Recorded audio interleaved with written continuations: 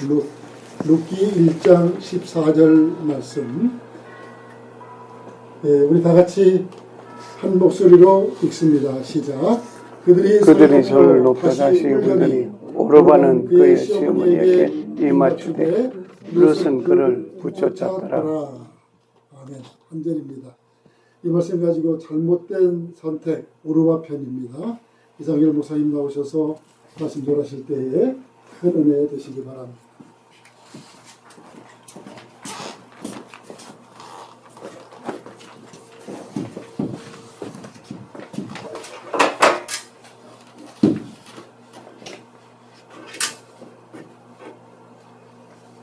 어떤 사람은 자기 카톡 표지에 나는 내 자신을 믿는다. I believe in myself 라는 글을 올려놓았습니다. 이 말이 자신의 삶에 책임을 져야 한다는 의미라면 맞는 말일 수 있습니다. 그러나 자기 자신을 믿는다는 의미라면 틀린 말입니다. 왜냐하면 이 세상에는 자기 자신을 믿을 수 있을 만큼 완전한 사람이 한 사람도 없기 때문입니다. 어떤 사람은 전도를 하면은 이렇게 조롱을 하죠. 예수를 믿으려면은 내 주먹을 믿어라. 그 주먹이 뭐 그리 대단합니까? 상식과 도덕과 법 안에서 주먹으로 해결할 수 있는 문제는 하나도 없습니다. 어떤 사람은 내 사전에는 불가능이란 말이 없다고 하였습니다. 그렇게 큰 소리 쳤던 그 사람도 결국 불가능 앞에 무릎을 꿇고 황제의 자리에서 쫓겨나 대서양의 작은 섬 세인트 헬레나에서 쓸쓸하게 삶을 마쳤습니다. 이런 말을 하는 사람들에게 걸맞는 세 개의 단어가 있습니다. 첫 번째 사람에게 걸맞는 단어는 착각, 두 번째 사람에게 걸맞는 단어는 교만, 세 번째 사람에게 걸맞는 단어는 어리석음. 우리는 지금 어리석은 선택으로 불행한 삶을 살았던 사람들에 대하여 살펴보고 있습니다. 이런 사람들을 보면서 선택이 정말 중요하다는 것과 그러니까 선택을 잘해야 한다는 사실을 깨닫게 됩니다. 선택이 중요하다고 말하는 것은 다음의 네 가지 이유 때문입니다. 첫째, 선택의 결과가 어떻게 나타날지 아무도 예상할 수 없기 때문이고, 둘째, 선택의 결과가 평생을 좌우할 수 있기 때문이고, 세 번째, 선택의 결과가 다른 사람에게 영향을 끼칠 수 있기 때문이고, 네 번째, 선택의 결과에 대한 책임은 자기 자신이 져야 하기 때문입니다. 자, 그러면 먼저 본문의 배경을 살펴봅니다. 룻기 1장에 보면은 엘리멜렉이라는 사람이 고향 베들레헴에 가뭄이 들자 아내 나오미와 두 아들 말론과 길론을 데리고 요단강 동쪽의 모압, 지금의 요르단 땅으로 피난을 가게 됩니다. 모압에서 10년을 살면서 두 아들을 모압 여자와 결혼시켰는데 큰 자부의 이름이 오르바고 작은 자부의 이름이 룻이었습니다. 그런데 안타깝게도 나오미의 남편과 두 아들이 모압 땅에서 죽게 되면서 이 세 고부는 각각 혼자의 몸이 되어버립니다. 하늘이 무너지는 것과 같다는 말이 있습니다. 아마 이럴 때를 두고 하는 말일 것입니다. 그러던 중에 하나님께서 고향 베들레헴에 양식을 주셨다는 소식을 듣게 됩니다. 그래서 베들레헴으로 돌아오려고 하니 두 자부가 마음에 걸렸습니다. 이들에게는 자식도 없고 재산도 없었기 때문입니다. 이러한 현실 상황을 인정한 나오미는 두 자부에게 각자의 고향으로 돌아가라고 말합니다. 처음에는 그들도 나오미와 함께 가겠다고 하였습니다. 그러나 나오미가 간곡히 권유하자 큰 자부 오르바는 불확실한 미래 앞에서 현실을 선택하여 자기 고향으로 돌아갔습니다. 그러나 작은 자부 룻은 불확실한 미래였지만 관계를 선택하여 시어머니를 따라 베들레헴으로 돌아갔습니다. 두 사람은 같은 상황이었지만 전혀 다른 선택을 하였다는 말입니다. 자, 성경은 이것을 끝으로 오르바에 대해서 더 이상 말하지 않기 때문에 오르바가 현실적으로 행복해졌는지 불행해졌는지 알 수가 없습니다. 그러나 한 가지 분명한 것은 오르바가 고향으로 돌아가는 길을 선택한 순간 오르바는 성경에서 아주 불행한 사람 중 한 사람이 되었다는 사실입니다. 이 말은 오르바는 잘못된 선택, 즉 어리석은 선택을 하였다는 말도 됩니다. 자, 그러면 오르바의 선택이 왜 어리석은 선택이었는지 살펴봅니다. 첫 번째 원인입니다. 오르바는 현실이 어렵다는 이유 때문에 미래 속에 숨겨져 있는 축복의 기회를 놓쳤기 때문입니다. 충분히 가능성이 있는 추측을 한번 해봅니다. 이스라엘에는 우리가 잘 아는 대로 장자 계승의 전통이 있었습니다. 만약 오르바가 시어머니 나오미를 따라서 베들레헴으로 돌아왔다면 오르바는 큰 자부였기 때문에 룻 대신 베들레헴의 부자였던 보아스와 결혼을 할 수 있게 되었을 수도 있었다는 말입니다. 만약 오르바가 보아스와 결혼을 하게 되었다면 오르바의 삶은 완전히 달라졌을 것입니다. 오르바는 오늘의 현실이 어렵기 때문에 미래까지 어려울 것으로 생각했던 것 같습니다. 오늘은 힘들지만 내일은 나아지겠지라는 기대가 없었다는 겁니다. 이런 생각이 미래의 소망을 갖지 못하게 하였습니다. 대부분의 사람들은 부자로 편하게 사는 현실적인 삶을 복이라고 생각합니다. 그리고 부러워합니다. 그러나 부자로 사는 현실적인 삶이 복의 전부가 아니라는 것입니다. 왜냐하면 오늘 부자로 산다고 해서 평생 부자로 사는 것도 아닐 수 있고 오늘 어렵게 산다고 해서 평생 어렵게 사는 것도 아닐 수 있기 때문입니다. 우리 주위에는 겉으로는 좋아 보이는 현실적인 환경과는 완전히 다른 삶을 사는 사람들이 셀 수 없이 많다는 말입니다. 두 여자가 있었습니다. 어려서부터 둘도 없는 친한 친구 사이였습니다. 한 교회에서 신앙생활도 같이 하였습니다. 대학을 졸업한 지 얼마 후에 각각 결혼을 하게 되었습니다. 결혼은 두 친구의 삶을 완전히 뒤바꿔 놓고 말았습니다. 한 여자는 좋은 대학을 나와 좋은 직장을 가진 돈 많은 남자를 선택하였습니다. 그런데 예수를 믿지 않는 남자였습니다.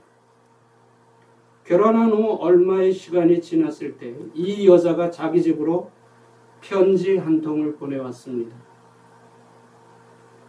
남편이 직장 일을 핑계로 술과 여자에 빠져 살기 때문에 가정 불화가 심해 죽이고 싶을 정도로 믿기 때문에 더 이상 같이 살 수가 없습니다.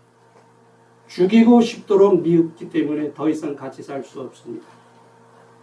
그리고 또 한 여자는 내세울 만한 조건이 없는 평범한 남자를 선택하였습니다. 그런데 이 남자는 선교사로 헌신한 사람이었습니다. 결혼한 후 아프리카로 떠났습니다. 아프리카로 떠난 지 얼마의 시간이 지났을 때 이 여자 역시 자기 집으로 편지 한 통을 보내왔습니다. 아프리카는 생각했던 것 이상으로 가난과 질병 그리고 무지와 부패가 심하여 하루하루를 견디기가 힘든 환경입니다. 그러나 하나님의 사랑과 은혜를 힘입어 하루하루를 기쁨과 소망 속에 감사하면서 살아가고 있습니다. 둘도 없는 친한 친구였지만 선택의 결과는 완전히 달랐다는 것입니다. 인간의 삶은 잘 먹고 잘 입고 부자로 사는 현실적인 기준으로 평가해서는 안 됩니다. 그러면 어떤 기준으로 삶을 평가해야 합니까? 가치입니다. 가치 기준으로 평가를 해야 합니다. 인간의 삶은 얼마나 부자로 사느냐 가난하게 사느냐로 평가되는 것이 아니라 얼마나 가치 있게 사느냐 가치 없게 사느냐로 평가되어야 된다는 말입니다.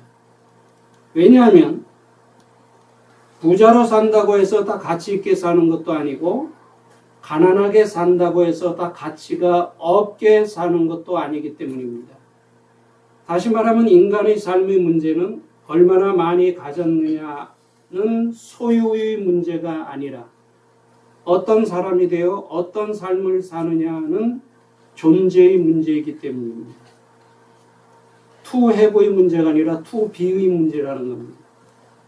자, 그러면 신앙의 영역으로 돌아와 보겠습니다. 신학의 영역에서 가치는 무엇이라고 할 수 있을까요? 신앙의 영역에서 가치는 무엇이라고 할 수 있을까요?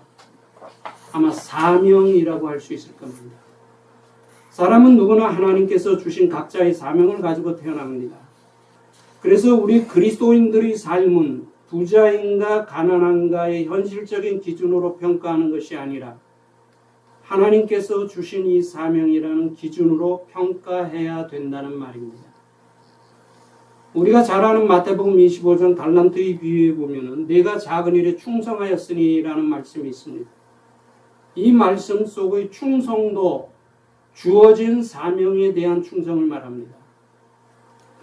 그래서 우리 그리스도인들의 삶은 사명이라는 기준으로 평가해야 된다는 것이고 부자로 사는 삶이 복이 아니라 자기 사명을 찾아 감당하며 사는 삶이 복이라는 말입니다.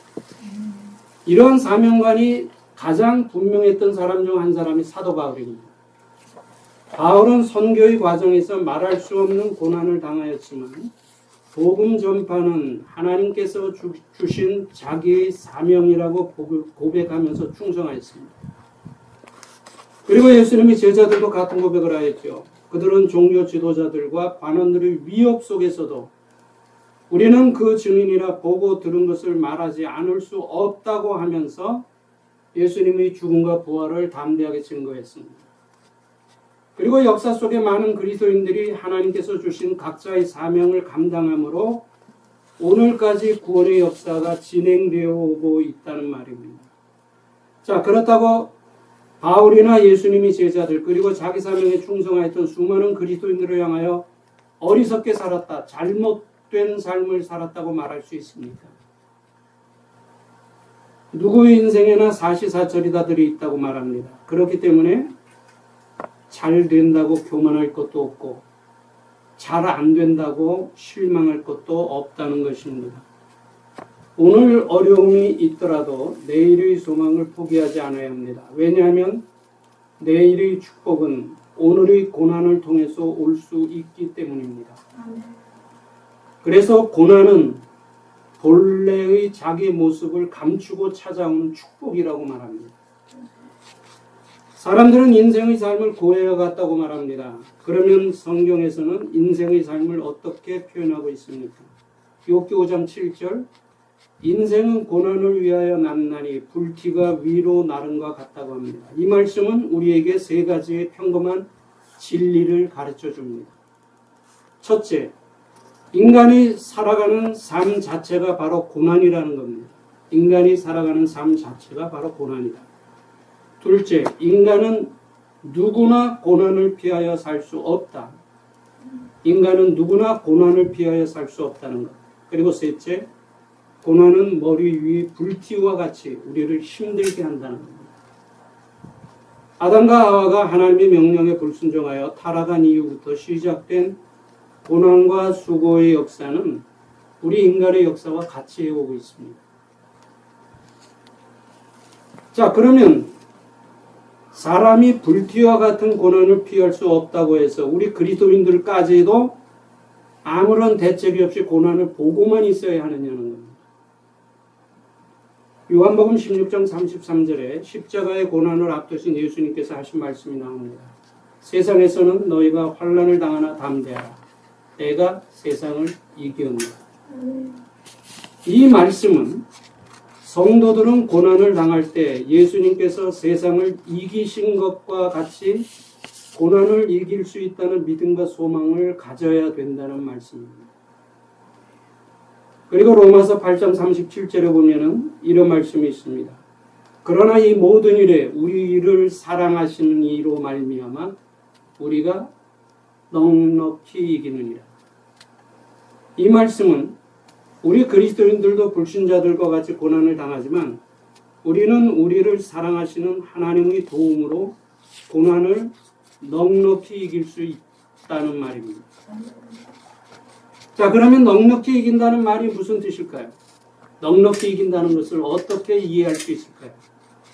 사도행전 5장 41절, 사도들이 핍박을 받을 때 기뻐하였던 것과 같이 고난 속에서도 기뻐할 수 있고, 사도행전 16장 23절, 바울과 실라가 빌립보 감옥에 갇히고도 기도하고 하나님을 찬송하였던 것과 같이 고난 속에서도 기도하고 찬송할 수 있으며, 다니엘 6장 10절, 다니엘이 사자굴에 들어갈 것을 알고도 하나님께 감사하였던 것과 같이 고난 속에서도 감사하는 삶을 말한다고 볼 수가 있습니다.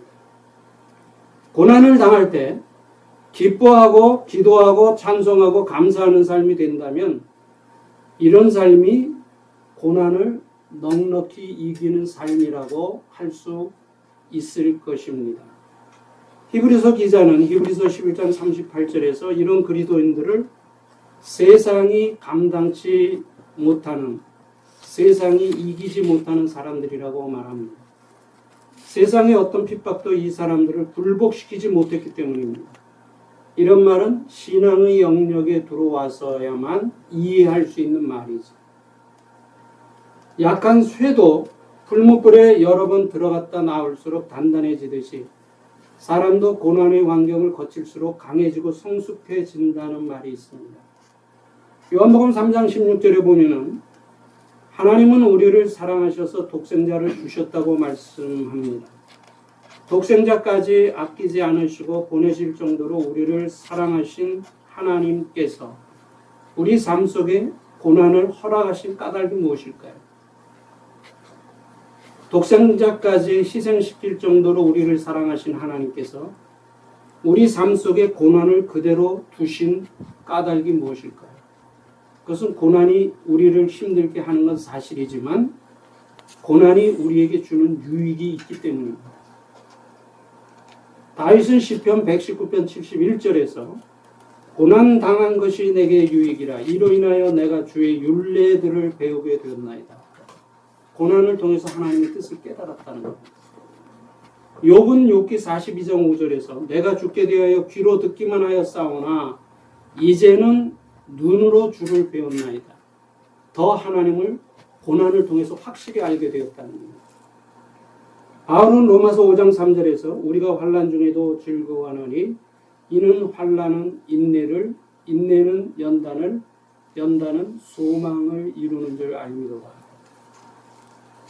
자, 다윗과 욥과 바울의 이 말은 고난이 우리에게 주는 유익을 말합니다. 그리고 고난이 주는 중요한 유익이 하나 더 있죠. 고난은 인간의 교만을 겸손하게 만든다는 것. 고난은 인간의 교만을 꺾어서 겸손하게 만드는 유익이 있습니다. 자, 그렇다면 여기서 정리할 것이 한 가지 있습니다. 고난이 우리에게 주는 유익이 있다면 고난을 어떻게 볼 것이냐는 것. 고난을 고난으로 볼 것이 아니라 고난을 은혜로 보아야 된다는 말입니다.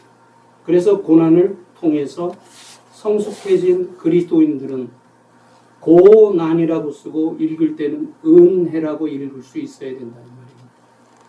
다윗의 경우죠. 사무엘하 12장 10절 칼이 내 집에서 영원히 떠나지 아니하리라.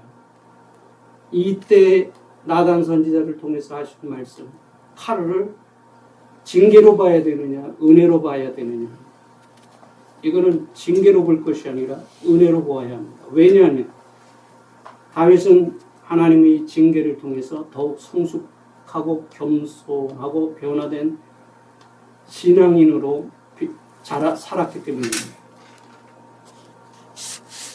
자, 그러면 본문으로 돌아와서 우리 각자에게 이런 질문을 한번 해보겠습니다. 만약 내가 본문의 상황 속에 있다면 어떤 선택을 하였을까? 오르바와 같이 현실을 선택했을까? 아니면 룻과 같이 관계를 선택했을까? 오르바도 룻과 함께 시어머니로부터 하나님과 하나님께서 하신 일에 대하여 듣고 배웠을 것입니다. 그런데 오르바는 룻이 가졌던 하나님께 대한 믿음과 신앙의 원리를 갖지 못했던 것으로 보입니다. 왜냐하면 오르바가 룻과 같이 하나님께 대한 확실한 믿음을 가졌다면 어두운 현실 때문에 미래 속에 숨겨진 소망과 복을 포기하는 어리석은 선택은 하지 않았을 것이기 때문입니다. 오르바에게는 자기의 미래 속에 숨겨져 있는 소망과 복을 볼 수 있는 신앙의 눈이 없었다는 거예요. 오르바가 어리석은 선택을 하였다고 말하는 두 번째 원인입니다. 오르바가 현실을 선택하여 고향으로 돌아가는 순간 메시아 예수님의 조상이 될 수 있는 기회를 놓쳐버렸기 때문입니다. 하나님께서 인간들을 위하여 이루신 구원의 역사를 구속사라고 말합니다. 구속사. 굉장히 중요한 단어입니다. 이 세상의 많은 책 중에서 구속사를 다루고 있는 책은 오직 성경밖에 없습니다. 그래서 성경을 구속사적인 관점에서 해석하고 이해하고 적용하는 것은 매우 중요하다는 겁니다. 그래서 룻기도 당연히 구속사적인 관점에서 해석하고 이해하고 적용해야 합니다. 어떤 사람들은 룻기의 주제가 무엇이냐고 물으면 룻의 효도라고 대답합니다. 룻의 효도가 룻기의 주제다. 물론 룻기에 보면은 룻의 효도가 드러나는 것도 사실입니다. 그래서 가정의 달이나 효도를 말할 때 자주 인용되기도 합니다. 그러나 구속사적 관점에서 볼 때 룻기의 주제는 룻의 효도가 아니라 구속사의 보편성이라는 거예요. 구속사의 보편성. 그럼 구속사의 보편성이라는 말이 무슨 뜻이냐? 하나님의 구속사에는 유대인만 포함되는 것이 아니라 룻과 같은 이방인도 포함된다는 의미입니다. 그것을 구속사의 보편성이라고 합니다. 룻기의 주제가 바로 그 구속사의 보편성을 강조하는 겁니다. 룻의 효도가 룻기의 주제가 아니라는 거예요. 마태복음 1장에 나오는 예수님의 족보에 보면은 이방인이었지만 예수님의 족보에 오른 여자들이 있습니다. 유대인의 전통을 뛰어넘는 하나님의 섭리였습니다. 그래서 하나님의 구속사는 보편적이고 하나님의 구속사는 우주적이라고 말합니다. 유대인의 전통에서 볼 때 우리도 이방인입니다. 그런데 우리가 구원의 은혜에 동참할 수 있었던 것은 바로 이 하나님의 구속사의 보편성 때문이라고 하는 말입니다. 바울이 자신을 이방인의 사도라고 한 것도 구속사의 보편성을 전제한 말입니다. 그래서 이 구속사라는 말과 구속사의 보편성이라는 말이 굉장히 중요한 단어입니다. 다시 본문으로 돌아옵니다. 현실적인 관점에서 보았을 때도 어리석은 선택을 하였던 오르바는 구속사적인 관점에서 보았을 때도 역시 어리석은 선택을 하였다는 거예요. 오르바의 선택이 왜 어리석은 선택이었는지 좀 더 구체적으로 살펴봅니다. 물론 사실에 근거한 추측임을 전제하고 말씀드린 대로 이스라엘에는 장자계승의 전통이 있었습니다. 그렇기 때문에 만약 오르바가 시어머니를 따라 베들레헴으로 돌아왔다면 오르바는 큰 자부였기 때문에 장자계승의 전통에 따라 베들레헴의 유력자였던 보아스와 결혼을 하게 되었을 수도 있었을 겁니다. 만약에 그렇게 되었다면 오르바는 다윗 왕의 증조 할머니가 될 수 있고 더 나아가서 메시아 예수님의 조상이 될 수도 있었을 것입니다. 그랬다면 성경의 룻기가 어쩌면 오르바기로 바뀌어 있었을 수도 충분히 가능한 추측입니다. 아무것도 보이지 않는 어두운 현실 때문에 어두운 미래 속에 숨겨져 있던 반전의 기회와 구원의 역사에 동참할 수 있는 기회, 그리고 메시아 예수님의 조상이 될 수 있는 기회까지 잃어버렸기 때문에 오르바의 선택을 어리석은 선택이라고 말하는 겁니다. 선택할 당시에는 별 차이가 없는 것 같아 보이지만 시간이 흐른 다음에 보면 선택의 결과가 하늘과 땅 이상으로 차이가 나는 경우가 종종 있습니다. 룻과 오르바의 경우입니다. 그래서 선택이 중요하다는 겁니다. 로마서 11장 36절 만물이 그에게서 나오고 그로 말미암고 그에게로 돌아간다는 말씀이 있습니다. 이 말은 예수 그리스도는 모든 것의 시작이며 모든 것의 내용이며 모든 것의 결론이라는 의미의 말입니다. 그러므로 예수 그리스도가 없이는 인간의 삶과 역사를 설명할 수 없다는 것입니다. 우리가 잘 아는 대로 역사를 히스토리라고 하지 않습니까? 그것은 두 단어의 합성을 하고 그러죠. His story, 그의 이야기, 곧 예수 그리스도의 이야기가 역사라. 그리고 인류의 역사는 예수님이 탄생을 기준으로 기원전 BC와 기원후 AD로 구분을 합니다. 이러한 구분은 예수 그리스도는 역사의 중심이라는 의미도 됩니다. 이런 말들을 종합해 보면은 많이 가진 것이 복이 아니라 예수 그리스도를 선택했다는 것이 복이라는 사실을 알 수가 있습니다. 그런 면에서 예수 그리스도를 선택한 우리는 최고의 선택을 한 사람들이고 그래서 최고의 복을 받은 사람들이라는 말입니다. 바울은 이러한 사실을 고린도후서 4장 7절에서 다음과 같이 표현하고 있습니다. 우리가 이 보배를 질그릇에 가졌으니 우리가 이 보배를 질그릇에 가졌으니 얼마나 멋있는 표현입니까? 예수 그리스도라는 보배 때문에 질그릇과 같은 우리까지 귀해진다는 표현입니다. 오르반은 어려운 현실 때문에 고향으로 돌아가는 길을 선택하므로 자기의 미래 속에 숨겨졌던 일생을 바꿀 수 있는 기회를 놓쳐버립니다. 삶은 많이 가졌는가 적게 가졌는가 행복한가 불행한가로 평가되는 것이 아니라 가치, 다시 말해서 하나님께서 주신 사명을 얼마나 잘 감당하는가로 평가되어야 합니다. 사명은 생명과 가치관입니다.